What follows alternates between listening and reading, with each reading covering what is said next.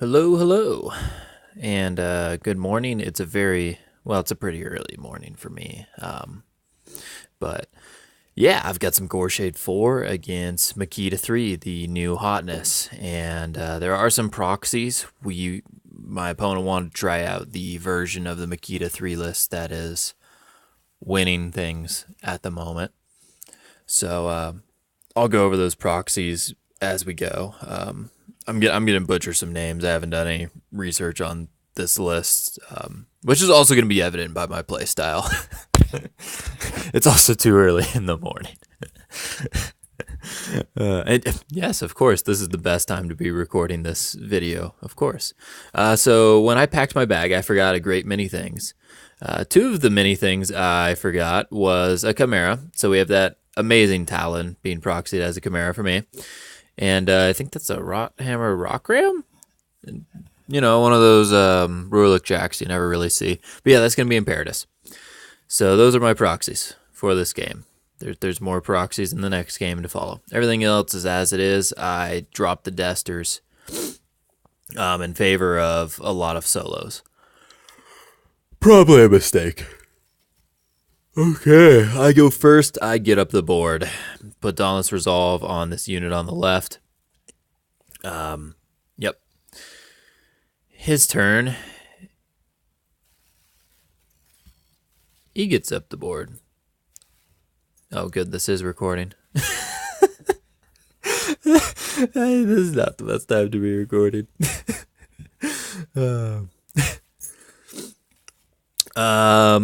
Did I skip a turn? I did skip a turn. Man, my opponent even helped me. He was telling me, like, take a picture, because I was forgetting every single little thing. So he moved his stuff up. He put a Gladiator right here, and then he put one of his blood booning, shield guarding unit peoples, the green guys that are attached to Makeda 3, part of their unit, put it about 2 inches behind the Gladiator, and then he moved his turtle up. So, and then all of his other models are pretty much just up, and they're all base to base, so they get bulwark, except for his Gladiator, who is attached to Zadesh, who doesn't get bulwark. But he has tag team, and hands out rush. Pretty cool, yeah. So, my plan for this game is I've heard Makeda Pac-Mans.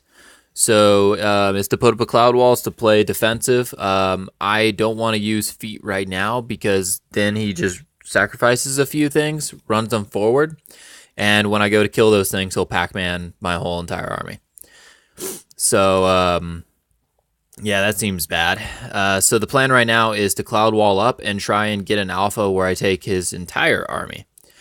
And in order to do that, I need to play very safely, I guess, so to speak.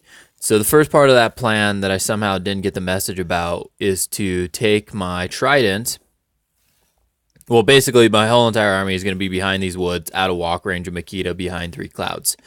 But the other part of my army is going to be behind this Trident, who is hopefully going to do a whole bunch of damage to the battle engine.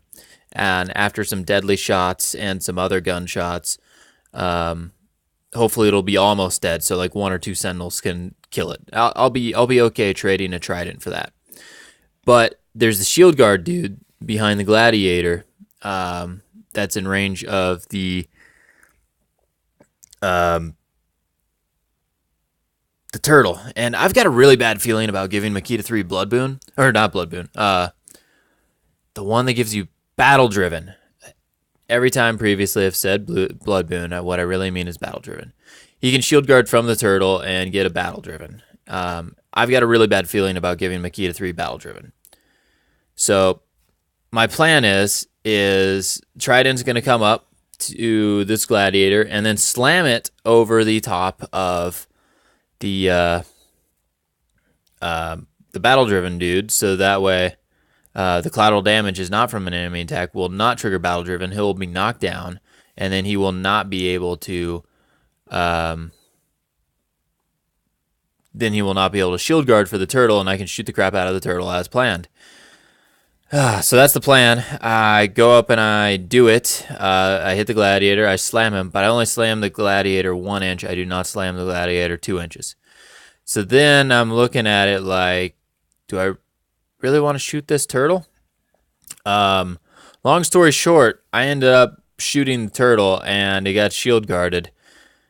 And I did 4 damage to the dude, and at the end of all my shots, they were kind of lackluster. I only did like 1 damage to the turtle. And then I had all my other shots left over, and I was like, well, at this point, it's not even worth shooting it. I'm just giving it rage tokens. Right now, it only has 1 rage token, and it's probably not going to be able to kill the Trident by itself, and it's going to require more investment. So I'll just pile a whole bunch of Sentinels behind it and kill everything that comes in to kill it, since it's going to require a decent investment. And believe it or not, that slam I did to the Gladiator crippled its spirit. Really lucky there. Really unlucky with the slam distance, but really lucky that it crippled its spirit and its knockdown, which is pretty cool. So that's how we ended up here. Oh no, this was my turn. I did the Trident and then I took the picture. Everything was in its places. Yeah, everything it's in. I haven't done the cloud wall or any of that other stuff yet. So that was the first activation I did in the turn, was move the Trident. Also, who I was buying the Talon from, he had to go take the Talon to actually go be a Talon and no longer a Chimera. So now I'm using a proxy base. And here we are. This was my turn. This is what I was talking about. I don't feel great giving away the Trident. I am hoping to get things for it. My Sentinels on the right over here are mini-feeded. Like so. This blue unit. And so they're armor 20. Yep. I'm hoping that I can clear out this zone pretty easy and score it. I'm hoping this Ghost Sniper on the right can come over here and contest that zone next turn, and I'm hoping maybe to score that zone. Probably not, but it would be cool. I've also got a Fade Knight Guardian that's running around the house over here, so he can scoot around and contest that flag next turn. So I've got that going on. So it's his turn now, and Makeda 3 is going to do what Makeda 3 does, despite my best efforts of preventing it. I think my plan is still valid for this matchup. I need to prevent Makeda 3 from doing what she's doing, use the clouds to get me the alpha, and then pop feet so she can't mulch. And then I have a turn of figuring crap out before she gets to use her feet and absolutely obliterate my world. Instead, this Trident needed to be, after its reposition, this Trident needed to be just a little bit farther over, because Archidon charges it. Well, Turtle comes up about half health, so it leaves on like, no, he more than half health. So he brings it down to 10 boxes. Gladiator can't get to it because it's knocked down with its spirit out.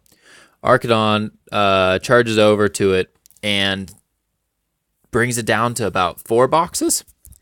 Then Makeda 3 charges with her awesome battle driven and ends up like right here or right over here, something like that. I think it was right about in this, about 2 inches away exactly from the Trident. Kills the Trident on the charge attack. Blood Boons overtakes 1 inch, and then Blood Boons to cast Eliminator on that Ghost Sniper. Boost to hit, kills the Ghost Sniper, and then you're seeing where this is going, right? The Eliminator takes her 2 inches into the Sentinels. It is feat time. Well, it was feat time before. Her feat is Insight, which is +2 to hit and damage within 10 inches of her. And you combine that with Battle Driven, and her stats of 8 for Matt go to 10, and her stat of 15 or POW 15 goes to 19. Pretty good, because Battle Driven takes it to 17 and Insight takes it to 19. And Eliminator has delivered her to here. And her feat is when an enemy model dies, she can either add a Fury or remove a Fury from a War Beast. So she just keeps adding the Fury to herself, and then she buys an attack, she kills a guy, she adds a Fury to herself. She buys an attack, she kills a guy, she adds it to herself. And that is how she infantry munches. And being Mat 10, POW 19, it's pretty reliable. And she can surf, just like the old Mad Direct 2, all the way to your caster, which is what you're about ready to see. Spoilers. Because Makeda 3 is right here. And she just starts mulching. She grabs these 2 Sentinels from this unit to get around so she doesn't take the free strike from this red guy who has Dauntless Resolve. She mulches. She gets to right here.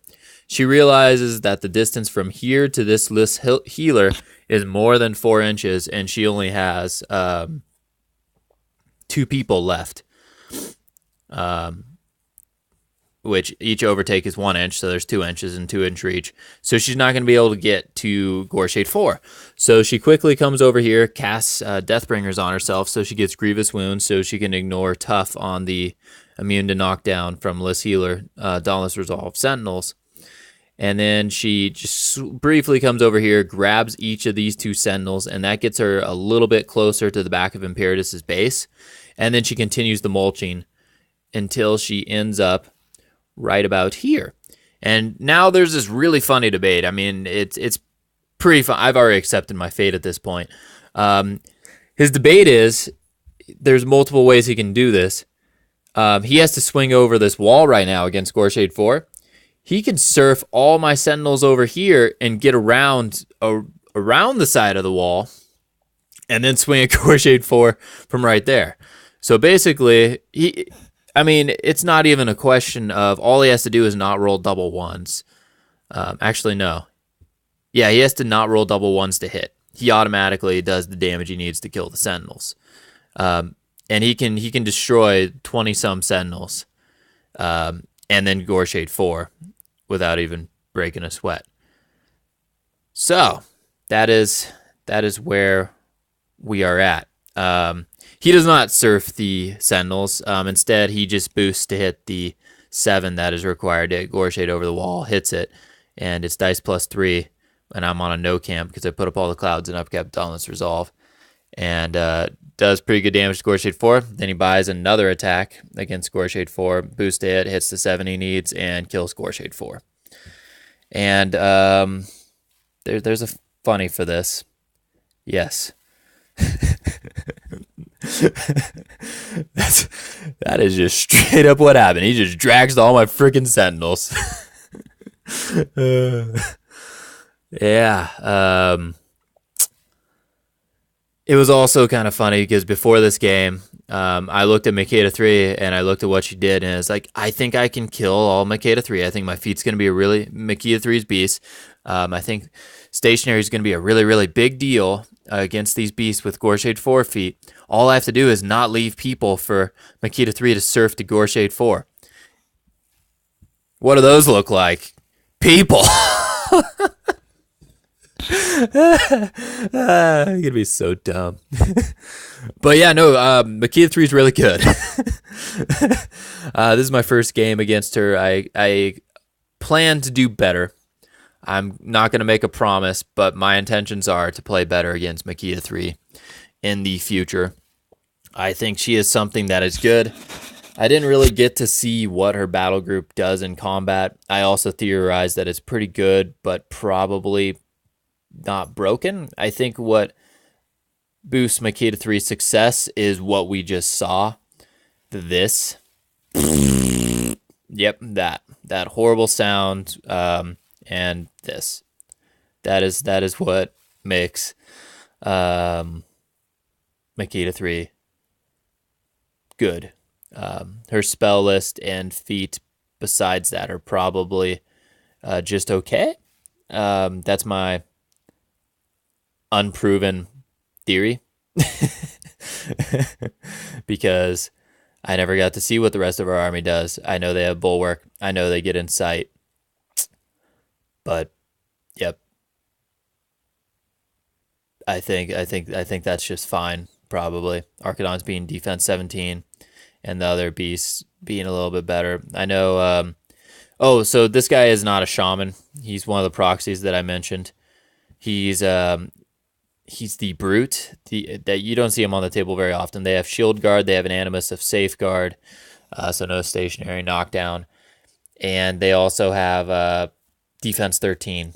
So bulwark brings them to 15, and I think that's the appeal of the list.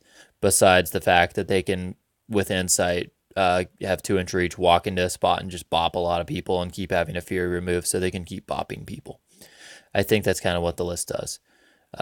She's the only one that really sidesteps. Molik Karn can do great things. I mean, but he doesn't overtake endlessly. He does have a limited distance he can go. So yeah, that was a fun game. Cool to see what Makeda 3 does, and let me know what you guys think. And have a great rest of your day if you're starting this out as early as I am.